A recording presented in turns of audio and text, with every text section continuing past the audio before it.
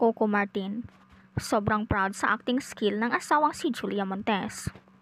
Hinangaan ng husto ng netizens ang float ng pelikulang Tupac para sa Metro Manila Film Festival.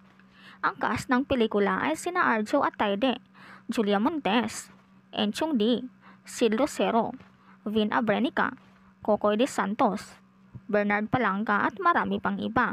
Nakakamangha ang kanilang float na parang dinalakas sa mundo ng pelikulang Mortal Engines. Sobrang tuwa ni na Julia at Arjo. Nagpasalamat naman si Enchong D sa all-out na support sa kanilang pelikula.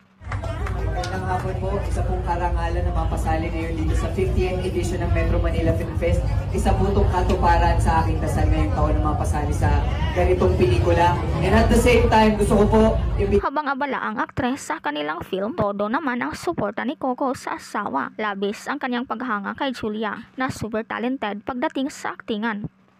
Kanya pang inimbita ang lahat na manood ng pelikulang ito. Nakakatuwa kasi in-upgrade talaga nila. Talagang sabi ko nga para siya pang international. Kaya supportahan natin ang Tupac sa December 25 na po yan. Pagkatapos ng parade ay labis ang kanyang kasiyahan na nanonood ng fireworks.